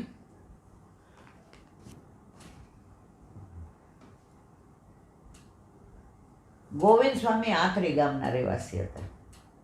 એ સ્વામી હતા, એણે ઘણા સેવકો કર્યા છે, અને એને એટલું બધું ગાવાનું, એના રાગ, એની લઢણ, એની લય, એના શબ્દો, એના તાલ, લોકો ઝૂમે અને એના સેવક થાય.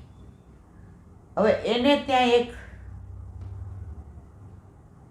એવો સેવક આવતો, એ રોજ ગુસાઈજીના વખાણ કરે. ગોકળનો કાનોડો છે, કાનોડો. એકવાર એમના દર્શન કરો ને તમારો બેડો પાર થઈ જાય.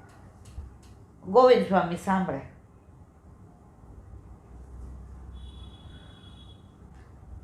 હા કે પણ આવે નહીં. ઓલો 2-4 દી થાય એટલે પાછો કે આવું છે, આવીશ. એકવાર પરાણે લઈ આવ્યા તો ગુસાઈજી તો સંધ્યાવદન કરતા હતા. એ કે હોય આ તો આપણા જેવો બ્રાહ્મણ છે, આનામાં શું વિશેષ છે? ગોસાઈજી તો સાક્ષાત પૂર્ણ પુરુષોત્તમ, અંતર્યામી સ્વરૂપ દેખાયું, શરણે આવ્યા. ગોવિંદ સ્વામીમાંથી ગોવિંદ દાસ થઈ ગયા. પછી પાછા પોતાના ગામમાં ગયા જ નહીં. હવે એના ગામના જે બે ચાર મુખ્ય ઓલા હતા ને, જે આમ ગોવિંદ સ્વામી ઉપર આસક્ત હતા, દીવાના હતા, એને વિચાર કર્યો, આ ગયા પછી આવ્યા નથી, ગોતવા તો જાય, ક્યાં ગયા છે? આવ્યા તો ગોવિંદ સ્વામીના બેન કોણ? કાનબાઈ. કાનબાઈને પૂછ્યું તો કાનબાઈ તો બહાર ગયા હતા, તો યમુના કિનારે આવ્યા. તો ગોવિંદ સ્વામી તો ત્યાં એ કીર્તનની અંદર તન્મય હતા. આટલી દાઢી, મૂછ, વાળ વિખરાયેલા, અને ઠાકોરજીના કીર્તનમાં જે આનંદ લેતા હતા. ઓલાએ પૂછ્યું, ભાઈ તમે અમારા ગોવિંદ સ્વામીને જોયા? એ કે હા, પણ એ તો મરી ગયા. એ કે હે? એ કે હા, મરી ગયા. અર કેવું ગાતા અમારા ગામમાં. ત્યાંથી નીકળ્યા એટલે કોકે કીધું કે ગોવિંદ સ્વામીની બેન આવી રહ્યા છે. કાનબાઈ, ગોવિંદ સ્વામી તો યમુના કિનારેથી આવતા હતા. એ કે ગોવિંદ સ્વામી હજી પૂછવા જાય કે મરી ગયા, મર્યાદા માર્ગે મરી ગયા કે આપણે લીલામાં પહોંચી ગયા છે? કાનબાઈ કે હા, આવે ગોવિંદ. એ કે મરી નથી ગયા? એ આવું બોલો. ગોવિંદ સ્વામી આવ્યા, બરાબર જોયું. સ્વામી, એ કે ગોવિંદ સ્વામી મરી ગયા, ગોવિંદ દાસ છે, મળવું જ? હું ગુસાઈજીનો દાસ છું, ગોવર્ધન નાથજી મારા સ્વામી છે, મળવું છે? જેટલા એના સેવક હતા ને બધા અહીંયા સેવક થઈ ગયા. ગોવિંદ સ્વામીની કે ચિત સ્વામીની, સુર સ્વામી હતા, પરમાનંદ સ્વામી હતા, બધા સ્વામી દાસ થઈ ગયા વ્રજમાં આવીને, વલ્લભનાથ ગુસાઈજીને. હવે એકવાર યમુના કિનારે એવો સરસ કીર્તન લટકાવતા હતા ભૈરવ રાગમાં. રાજા નીકળો, વાહ વાહ વાહ વાહ, એ કે મારો રાગ છોવાઈ ગયો. ત્યારથી ભૈરવ રાગ આપણામાં ગવાતો નથી. ત્યાં રાજા સાંભળી ગયો. કેટલું આપણામાં અન્ય માર્ગીને સાંભળવા ન દે. આપણા પ્રભુના કીર્તન અન્ય માર્ગી સાંભળી જાય અને છોવાઈ જાય. અત્યારે અન્ય માર્ગીની સામગ્રી ધરાવવા દે છે, પણ આ આપણો વિષય નથી. ગોવિંદ સ્વામીની તો મને એમ થાય કે મારે આ તો કેવું જ છે, પણ પછી એમ થાય કે આ બધું કહી દીધું છે. પણ એકાદ નાની વાત કરી અને પછી આગળ જઈ. ગોવિંદ સ્વામીને એક દીકરી હતી, બહુ તો લીલામાં પહોંચી ગયા હતા. હવે બેનના લીધે પરણાવી તો દીધી સારા ઘરે. તો પેલી વાર ઓલા પાછા પગ કરવા આવે ને તો આવી. હવે ગોવિંદ સ્વામીને મળે ને હામોય ન જોવે.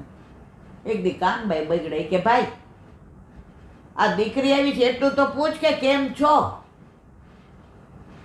એ કે બેન મન ન હોય 10-20.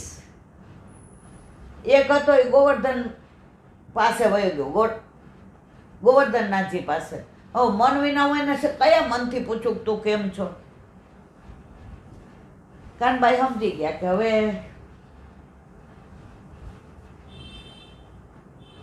એ દીકરી ગુસાઈજીને ત્યાં મળવા ગઈ. તો વહુજી એને ખબર કે આ ગોવિંદ સ્વામી તો કાંઈ વ્યવહારમાં સમજશે નહીં. એ ભલા ને એને ગુસાઈજી ભલા. સાડી આપીને બ્લાઉઝ આપ્યું કે લે સાસરે પહેલી વાર આવી, પાછા પગ કરવા લઈ જા. ગાડામાં બેહાડીને કાનબાઈએ કીધું કે બાપા તારા બાપા તો હવે વલ્લભના વાલા છે, તું તારે હવે શાંતિથી જા ને તને આવવા દે ત્યારે આવજે. ગોવિંદ સ્વામી આવ્યા. એ કે આ દીકરી ગઈ તે તો એને કેમ છો એમ પૂછ્યું નહીં.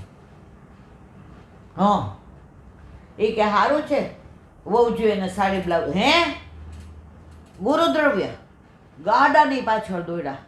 ઊભી રે ઊભી રે ઊભી રે ઊભી રે. કાં તે ગુરુદ્રવ્ય લીધું, તે ગુરુ પત્નીનું લીધું. ગુરુદ્રવ્ય દેવદ્રવ્ય, અરર આપણે ક્યારે આમ જ ન છૂટીએ. લાવ પાછા લઈ આવ્યા. તો આ 84,252 ભગવદીઓ, અષ્ટસખાઓ, આ બધાય આપણને પુષ્ટિ માર્ગના સિદ્ધાંત સમજાવે છે કે ગુરુદ્રવ્ય ના લેવાય. પદ્મનામદાસને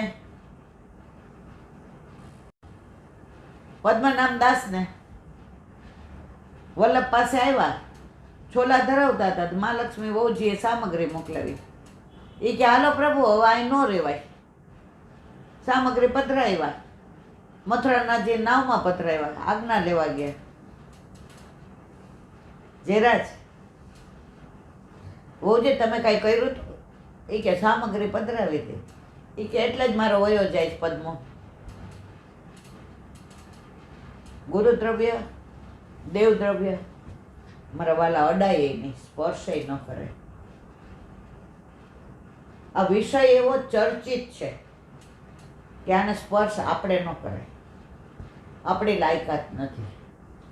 પણ મને આ બે તો ખબર પડે જ છે કે ગુરુદ્રવ્ય ને દેવદ્રવ્ય આજે નહીં, કાલે નહીં, ક્યારેય અડાય નહીં ને લેવાય નહીં. અત્યારે શું ચાલી રહ્યું છે એની યાર મારે કોઈ મતલબ નથી, મારે એની ચર્ચાઈ કરવી નથી. પણ આના દોષ તો તમને ક્યારેય કરોડો જન્મ સુધી જાય નહીં. બને ત્યાં સુધી હા, ગુરુ આપણને એની પાછળ ઉપર કે બેસી જાવ એ અલગ વસ્તુ છે. પણ આપણે જઈને ત્યાં આજ્ઞા વિના પ્રસાદ લેવાય નહીં. આજે અન્ય માર્ગીઓ સામગ્રી પધરાવી જાય ને આપણને પ્રસાદ આપે, આપણાથી લેવાય? ઠાકોરજી આરોગ્ય જ ન હોય અન્ય માર્ગીનું, તો એ પ્રસાદ નથી, એ ખાવાનું છે. આ વિષય લચીલો છે, આની ચર્ચા ન હોય. જેને જે ગમે તે કરે. કળિયુગમાં આપણે કોઈના દોષ ન જોવાય, આપણા પગમાં મોજડી પહેરી લેવાય, આખા રાજમાં ગાલીચો પથરાવવા જવાય નહીં. બોલો વલ્લભા. એક મિનિટ. હરિરાય વાંગ મુક્તાવલી. કાલે આપણે જોયું કે મહાપ્રભુજી સિદ્ધાંત રહસ્યમાં કહે છે કે બ્રહ્મ સંબંધથી બધા દોષ દૂર થાય. હવે આગળ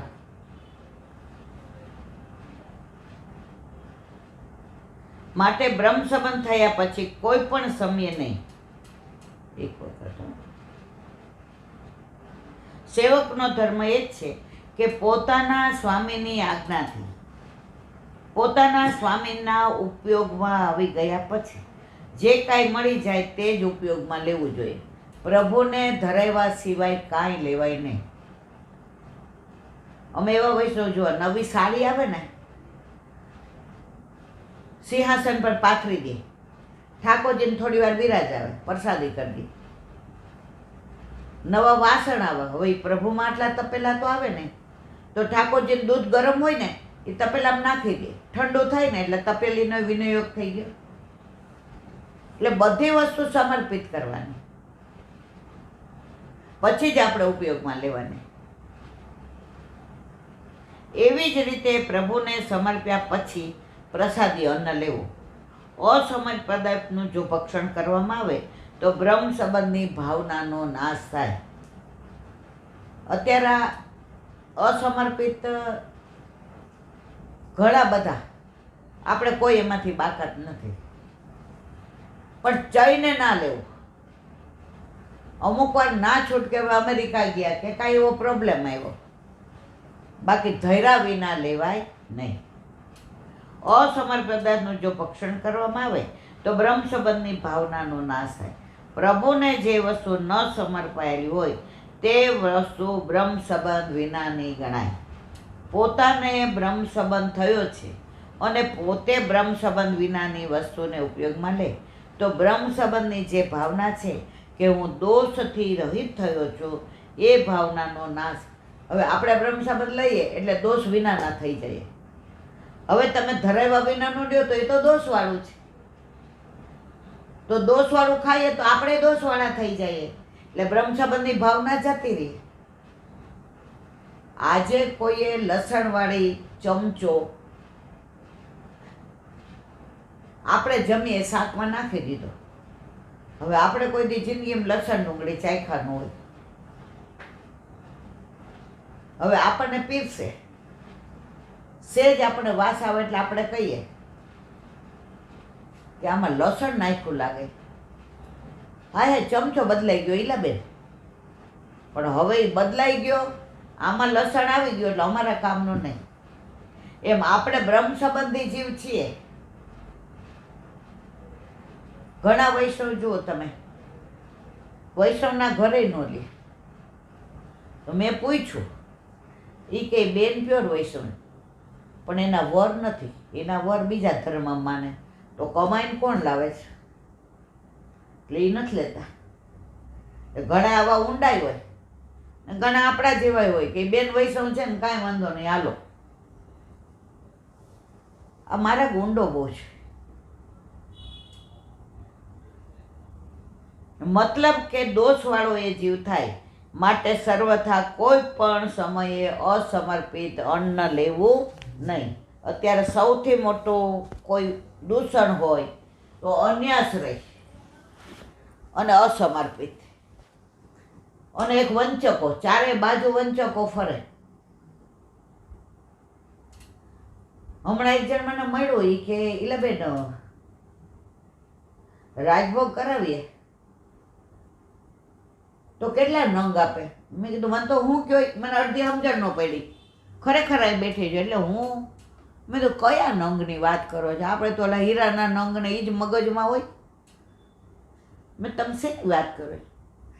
એ કહેવાય મંદિરમાં ધંધો થઈ ગયો છે. મેં તો પણ મને કાંઈ ખબર જ નથી, તમને શું કહો છો? એ કે અમે રાજભોગ કરાવ્યો ને તો અમને એ કે 4 નંગ આપ્યા, અને અમારા ઉપરવાળાએ કરાવ્યો હતો ને તો એને 8 આપ્યા હતા. તો મારે જાણવું છે. પેલું તો મેં કીધું હું કોઈ રાજભોગ કરાવતી નથી એટલે મને કોઈ નંગની ખબર નથી. બીજું, તમે રાજભોગ કેમ કરાવ્યો હતો? એ કે અમારે ઘરે ઓચિંતાના 6 મહેમાન આવી ગયા ને વહુ નોકરી કરે બેંકમાં, તો પછી એમ થયું એટલે સવારે રાજભોગ નોંધાવી દીધો. 6 જણે આરામથી ખાઈ લીધો, પણ નંગ ઓછા પડ્યા. મેં કીધું હા તો હોટલમાં ઓલું ઓર્ડર આપવા જેવું છે. મેં તો મારા વાલા મને અત્યારે આવો ટાઈમે નથી અને મને આ નંગની ખબર ન હોય. ખબર હોય પણ તેમાં જવાબ ન દેવો. મેં તો પછી એની આ ચર્ચા કરવાનો મતલબ નહોતો. એટલે અત્યારે તો પહેલાં તો ગુરુ ઘરે કણકો આપે ને તો એ મને બરાબર યાદ છે. ભેટ પધરાવ્યા વિના એ ગુરુ ઘરનો કણકોય ન લેવાય આપણે. હવે અત્યારે તો નંગ ગણે. હમણાં એક જગ્યાએ કે ઈલાબેન અમે 200 વૈષ્ણવ પ્રસાદ લેવડાવ્યો. મેં તો બહુ સારું કર્યું મારા વાલા, પણ હવે ન્યોછાવર વધી ગઈ છે. તમે શું કહો છો? મન કે પહેલાં 175 હતા, હવે 250 થઈ ગયા. મેં ધંધો શરૂ તમે કર્યો, તમે 200 વૈષ્ણવ પ્રસાદ લેવડાવ્યો, તમે જ કીધું ભાવ નક્કી કરી દો. ભાવ નક્કી થાય ત્યાં ભાવ વયો જાય. આમાં પડાય નહીં. આ વ્યર્થ વાણી વિલાસ છે.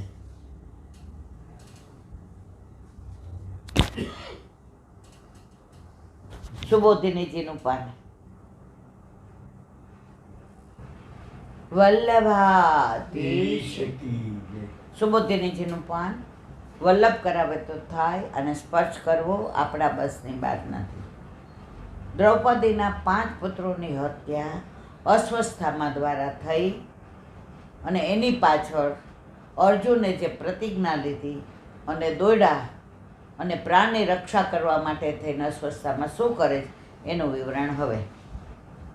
યદા શરણમાત્માનમૈક્ષત શ્રાંતવાજીનમ અસ્ત્રમ બ્રહ્મશિરો મેને આત્મત્રાણમ દ્વૈતાત્મ અથો યસ્પૃશ્ય સલિલમ સંદદે તત્સમાહિત અજાન તૃપસંહારમ પ્રાણકૃચ્છ ઉપસ્થિતે. અર્થ: બ્રાહ્મણ પુત્ર અશ્વત્થામાએ જાણ્યું કે પોતાના પ્રાણની રક્ષા કરવાનો કોઈ ઉપાય નથી અને રથને જોડાયેલા ઘોડા હવે થાકી ગયા છે, બહુ દોડાવ્યા, હવે આગળ જવાશે નહીં. આપણી 10 ઇન્દ્રિયો છે ને એ ઘોડાઓ છે અને આપણું શરીર છે રથ છે. એ ઇન્દ્રિયો ભોગવીને થાકી જાય ને ત્યારે હારીએ છીએ, ત્યારે ભગવાનના શરણે જાય છે. ત્યાં સુધી તો ઘોડા દોડાવીએ છીએ. યુવાન લોકો એમ કે હજી વાર છે પુષ્ટ કરાવવાને, પછી બધું શરીર ઠેકાણે થઈ જાય. ઓલું ભાંગું તૂટું વાસણ હોય ને ગુજરીમાં જાય. કોઈ નો હાચવે એટલે હવે અમારે સેવા કરવી છે. હવે તમને તમારી જાત પણ સાચવે એમ નથી. તમે પ્રભુની સેવામાં શું આનંદ કરશો, શું પ્રભુને સુખ આપશો? તો ભક્તિ તો યુવાનીમાં થાય એવી ઘડપણમાં થાય નહીં. એથી વધુ નાસી જવાય એમ નથી. ત્યારે બ્રહ્માસ્ત્ર જ પોતાનું રક્ષણ કરી શકશે એમ માન્યું એટલે જલનું આચમન કરી બ્રહ્માસ્ત્રનું આહ્વાન કર્યું. કોણે? અશ્વત્થામાએ. બ્રહ્માસ્ત્ર પાછું વાળવાનું એને જ્ઞાન, એને બ્રહ્માસ્ત્ર છોડતા આવડતું હતું. અશ્વત્થામાને પાછું વાળતા નહોતું આવડતું એટલે ક્યારેય ઉપયોગ નહોતો કરતો. પણ હવે પ્રાણ આવી ગયા કંઠે એટલે હવે એને એમ થયું કે કાંઈ વાંધો નહીં, મને બાંચવું હોય તો મારે બ્રહ્માસ્ત્રનો ઉપયોગ કરવો પડશે. બ્રહ્માસ્ત્ર પાછું વળવાનું એને જ્ઞાન નહોતું, છતાં પ્રાણ સંકટમાં આવ્યા હોવાથી બ્રહ્માસ્ત્ર છોડ્યો. સુબોધિની. ત્યારે અશ્વત્થામાએ પોતાનું રક્ષણ કરે એવા સ્થાનની શોધ કરી, પણ એ ભગવત વિમુખ થઈને જઈ. તમે ભગવત વિમુખ થઈ જાઓ ને એટલે તમે કોઈ હંગરે નહીં. આજે વિભીષણ લંકામાં હતા ને ત્યાં સુધી રાવણને કોઈ વાળ વાંકો ન કરી શક્યું. વિદુરજી હતા ને ત્યાં સુધી દુર્યોધન આવો દુષ્ટ હતો તોય ન કરી શક્યો. તો આપણા ઘરમાં ઘણાય એવા ભગવદીય વૈષ્ણવ હોય કે હોય ત્યાં સુધી આપણે આપણી ચિંતા ન હોય, એ જાય પછી ખબર પડે. ત્યારે અશ્વત્થામાએ પોતાનું રક્ષણ કરે એવા સ્થાનની શોધ કરી, પણ એ ભગવદ વિખમુખ થઈને જાતો હતો એટલે મહાદેવજી વગેરે પણ એના રક્ષક થયા નહીં. કોઈ ચોરી કરીને આવે, હવે આપણો જ દીકરો હોય, એનો સાળો હોય, આપણો દીકરો એને આશ્રય આપે તો આપણે શું કહી, ભાઈ આ રહેવા દેવો, એના લીધે પોલીસ આપણા ઘરે છાપો મારશે અને છાપામાં નામ આવશે. તો મહાદેવજીએ આની રક્ષા કરી નહીં. કોની? અશ્વત્થામાની. અશરણમ ન વિદ્યતે શરણમ યસ્યસે. જેને કોઈનું શરણ મળ્યું નહીં. શ્રાંત વાજીનમ શ્રાંતા વાજીનો અશ્ય. જેના રથના ઘોડાઓ થાકી ગયા હતા એવા. આમ ક્યાંય રક્ષણ મળે તેમ નથી અને રથના ઘોડા થાકી ગયા એટલે આગળ જવાય એમ નથી. હવે માત્ર બ્રહ્માશ્રય જ મારું આશ્રય છે કે રક્ષા થશે એમ અશ્વત્થામાએ વિચાર્યું. બ્રહ્માસ્ત્ર 2 પ્રકારના, આધ્યાત્મિક અને આધિદૈવિક. આધ્યાત્મિક બ્રહ્માસ્ત્ર પાછું ખેંચી શકાય એવું છે, જ્યારે આધિદૈવિક બ્રહ્માસ્ત્ર પાછું ખેંચી શકાતું નથી. અને બંને બ્રહ્માસ્ત્ર મંત્રોમાં સુપ્રતિષ્ઠિત છે, મંત્રોથી ચલાવી શકાય છે. દ્રોણાચાર્યએ અશ્વત્થામાને બંને પ્રકારના બ્રહ્માસ્ત્ર આપ્યા હતા, પણ એને પાછા વાળવાનું બતાવ્યું નહોતું. અશ્વત્થામાએ જાણ્યું કે શરીર હશે તો જ પ્રાણને બચાવી શકાશે. પોતાને બ્રહ્માસ્ત્ર પાછું વાળવાનું જ્ઞાન ન હોવા છતાં બ્રહ્માસ્ત્રનો ઉપયોગ કરવાની ઈચ્છા કરે કારણ કે બ્રાહ્મણ પુત્ર હોવાથી એણે લાંબો વિચાર કર્યો નહીં. આગળ મત્યા વાણિયા, પાછળ મત્યા બ્રહ્મ. વાણિયો હોય ને કેટલો વિચાર કરે. બ્રાહ્મણ લાંબુ, વાણિયો લાંબુ વિચારે. એટલે અહીંયા કે છે બ્રાહ્મણ હતો તો લાંબુ વિચાર્યું નહીં. કારણ કે બ્રાહ્મણ પુત્ર હોવાથી એણે લાંબો વિચાર કર્યો નહીં. પછી નાસવાનું છોડી દઈ યુદ્ધ કરવા તૈયાર થયો અને જલનું આચમન કર્યું. સાવધાન થઈને દેવતાઓની સન્નિધિ પોતામાં થવા માટે જલનો સ્પર્શ કરી બ્રહ્માસ્ત્ર છોડ્યું. બ્રહ્માસ્ત્રને પાછું વાળવાનું જ્ઞાન ન હોય તો એનાથી લોકનો નાશ થાય એવું મોટું પાપ થશે એ જાણતો હતો, છતાં એણે છોડ્યું. બ્રહ્માસ્ત્ર પાછું વાળતા ન આવડે તો આખી દુનિયાનો નાશ થઈ જાય. પાછું ન આવે ત્યાં સુધી એ તો એનું કામ કરવાનું જ છે. પોતાનું શરીર બચાવવા માટે એણે દુનિયાનો વિચાર કર્યો નહીં. આમ છતાં પ્રાણ સંકટમાં હોય ત્યારે સંકટ દૂર કરવા અયોગ્ય કામ પણ કરવું જોઈએ એવી બુદ્ધિથી બ્રહ્માસ્ત્ર છોડ્યું. તેથી જે થયું તે હવે કહે છે. તત પ્રાદુર્ભૂતેજ પ્રચંડ સર્વો દિશમ પ્રાણાહમ વેક્ષ વિષ્ણુ જિષ્ણુરુવાચ. અર્થ: તે બ્રહ્મા સર્વ દિશામાં ઉગ્ર તેજ રૂપે પ્રગટ થયું. પ્રાણને નાશ કરનાર તે તેજને જોઈને અર્જુને શ્રી કૃષ્ણને કહ્યું. સુબોધીને મૂળ શ્લોકમાં પ્રચંડ પદ મૂક્યું છે. એનો અર્થ એ છે કે પ્રતિકાર ન થઈ શકે તેવું વાક્યનો સમૂહ. તત પ્રચંડ તેજ સર્વતોષો દિશમ પ્રાદુર્ભૂત સર્વદોષિતમ. એટલે બધી દિશાઓમાંથી આ બ્રહ્માસ્ત્ર અર્જુનની આસપાસ બધી દિશાઓમાંથી પ્રગટ થયું. પાછું વાળતા નથી આવડતું. હવે ચારે બાજુથી અર્જુનને ઘેર્યું. એટલે પ્રાણોને નષ્ટ કરનારા તેજ અશ્વત્થામાએ ફેંકેલા બ્રહ્માસ્ત્રનો છે એમ અર્જુને જાણ્યું નહીં. પણ દેવયોગે પ્રાણોનો નાશ કરનાર કોઈ બીજું જ ઉત્પન્ન થયું છે એમ જાણી તેને દૂર કરવા માટે, એનું સ્વરૂપ જાણવા માટે ભગવાનને પ્રશ્ન પૂછવા સ્તુતિ કરી. અર્જુન કેવો નસીબદાર, મૂંઝાય એટલે પ્રભુને પૂછે. સારથી એ પ્રભુ એને એક પણ છોડે નહીં. એટલે આટલું બ્રહ્માસ્ત્ર આવ્યું, પોતે જાણતો હોવા છતાંય ઓળખી ના શક્યો. પૂછ્યું કોણે? પ્રભુને.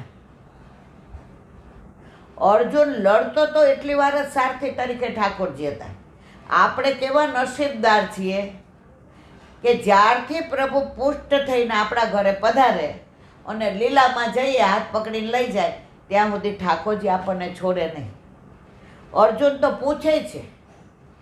આપણા પુષ્ટિ પુરુષોત્તમને તો આપણે પૂછવું નથી પડતું. એ જેવી આપણા મોઢા ઉપર એક બી રેખા ચિંતાની જુએ, આપણા કરતાં એ ચિંતા દૂર કરવામાં પહેલેથી જ તૈયાર હોય. પણ એટલી શ્રદ્ધા હોવી જોઈએ. તમે મૂર્તિ માનો તો એ કાંઈ નથી. તમે પુષ્ટિ પુરુષોત્તમ માનો તો એ સર્વસ્વ છે. ભગવાન કૃષ્ણને વિષ્ણુ કયા? કારણ કે આપ સર્વવ્યાપક હોવાથી સર્વત્ર રક્ષક છે અથવા બધાના પાલક છે. અર્જુનને જિષ્ણુ એટલા માટે કહ્યો કે જે તે જય પ્રાપ્ત કરનાર. ઠાકોરજીને વિષ્ણુ કયા? અર્જુનને શું કહ્યું? જિષ્ણુ. જિષ્ણુ એટલે બધામાં જય એનો મળે, બધામાં એ જીતે, કારણ એનો સારથી ઠાકોરજી છે. જેનો સારથી ઠાકોરજી હોય ને એને હારવાનો ડર ક્યારેય રાખવો નહીં. પણ જીતીએ ત્યાં સુધી ધીરજ રાખવી પડે. એટલે જ વલ્લભે ષોડશ ગ્રંથમાં વિવેક ધૈર્ય આશ્રય નામનો ગ્રંથ ભણાવ્યો કે વિવેક હશે તો ધીરજ આવશે, ધીરજ હશે તો આશ્રય સિદ્ધ થવાનો જ છે. જે છે એ બધું આપણા ઉપર છે. આ તેજનું સ્વરૂપ જાણે તો પ્રતિકાર કરવા સમર્થ છે. મૂળ શ્લોકમાં આશ્ચર્ય વાત છે. એ બતાવે છે કે આવા પ્રચંડ તેજને જોઈ અર્જુનને મૂર્છા આવી જવી જોઈતી હતી, પણ તેના બદલે ડર્યા વિના તે ભગવાનની સ્તુતિ કરે તે આશ્ચર્યની વાત છે. ડર લાગે એવું જીવનમાં થાય, પણ ડર ન લાગે એનો મતલબ આપણા ઘરે બિરાજતા આપણા ઠાકોરજીમાં આપણને પૂર્ણ વિશ્વાસ છે. આજે તમે કોઈ ઉપર વિશ્વાસ મૂકો, કેટરિંગ વાળાને કહી દો મારી દીકરીના લગ્નમાં 3 દિવસ તારે આ મેનુ પ્રમાણે આ કરવાનો છે, ઓ લોકો 1 લાખે તમે એડવાન્સ આપી દો, તો એનો મેનેજર કે ના ના આપણી ઓળખાણમાં ચિંતા કરવાની, સાહેબ કામ જોજો. હવે તમે કેટરિંગ વાળા ઉપર વિશ્વાસ મૂકો, હવે તમને પાછળથી આવીને ગણાય કે ઘરે કર્યું હોત તો, આને કીધું હોત તો આટલું સસ્તું પડે, તમે શું કહો? ના ભાઈ અમે ઓળખીએ છીએ ત્યાં સુધી અમે બરાબર કર્યું છે. આપણે કેટરિંગ વાળા ઉપર વિશ્વાસ રાખીએ છીએ કે 3 દિવસ બધું બરાબર કરશે, પણ આ દુનિયા બનાવનાર ઉપર વિશ્વાસ રાખતા નથી. પ્લેનમાં બેસીએ ત્યારે પાયલોટ કોણ છે એ ખબર નથી, કઈ જ્ઞાતિ છે, કઈ ઉંમર છે, કેવો છે, એનું નામ શું છે, સર મસ્તીથી ફોન કરી દે દીકરા દિલ્હી ઉતરીને સીધા અમે મથુરા જવાના છે, તો અમને એ રીતે ગાડી કરી દે, અમે આટલા વાગે ઉતરશું. કેવો વિશ્વાસ કે આ લઈ જ જવાનો છે. ઉબર કરીએ તો ઓલા ડ્રાઈવરને ન ઓળખીએ તો વિશ્વાસ કાલુપુર, પણ આ બધું જેણે બનાવ્યું છે એના ઉપર વિશ્વાસ કરતા નથી, એટલે શ્વાસે શ્વાસે નિશ્વાસ પડે જ. જો એકવાર એના ઉપર વિશ્વાસ કરી લીધો તો ક્યારેય નિશ્વાસ પડે નહીં. બોલો વલ્લભાધીશ શ્રીમદ ભાગવત. અને મારા ગુરુદેવને દંડવત प्रणाम करूँ છું. चंद्र सरोवर पे सूरदास जी के द्वार पे मेरा दंडवत प्रणाम. सुरभि कुंड पे परमानंद दास जी के द्वार पे मेरा दंडवत प्रणाम. जमुनावता पे संकर्षण कुंड पे कुंभन दास जी के द्वार पे मेरा दंडवत प्रणाम. बिच्छू कुंड पे कृष्णदास जी के द्वार पे मेरा दंडवत प्रणाम. कदम खंडी पे गोविंद स्वामी के द्वार पे मेरा दंडवत प्रणाम. अप्सरा कुंड पे चित्त स्वामी के द्वार पे मेरा दंडवत प्रणाम. मानसी गंगा पे नंददास जी के द्वार पे मेरा दंडवत प्रणाम. रुद्र कुंड पे चत्रबुद्धास जी के द्वार पे मेरा दंडवत प्रणाम. ब्रज विलास व्रतनी गोपिकाओं ने मारा दंडवत प्रणाम. हे वल्लभ સવારથી અત્યાર સુધી સેવા સ્મરણ સત્સંગ જે પણ તે કરાવ્યું તે તારા ચરણારવિંદમાં સમર્પણ કરું છું. ભૂલ અપરાધ થયો હોય તો ક્ષમા કરજો. બોલો વલ્લભાધીશ કી જય. દ્રઢઈન ચરણ કેરો ભરોસો, દ્રઢઈન ચરણ કે श्री वल्लभनक चंद्र छटा बिन सब जुग माय अंधेरो भरोसो, दृढ़ चरण केरो. साधन और नहीं कली में जासो निवेरो. सूर का कहे त्रिविध आंधरो, बिना मूल को चेरो भरोसो, दृढ़ चरण दृढ़ चरण दृढ़ चरण केरो. श्री वल्लभाधीश આજનો આ સત્સંગ મારા વલ્લભના ચરણારવિંદમાં સમર્પણ કરું છું. ભૂલ અપરાધ થઈ હોય તો ક્ષમા કરજો. આ મારા વલ્લભની વાણી અને ભૂલો એ મારી. બોલો વલ્લભાધીશ કી જય. જન્માષ્ટમીની ખૂબ ખૂબ વધાય, ખૂબ ખૂબ વધાય, ખૂબ ખૂબ વધાય. બધાય વૈષ્ણવને જાજા કરીને જય શ્રી કૃષ્ણ. જય શ્રી કૃષ્ણ.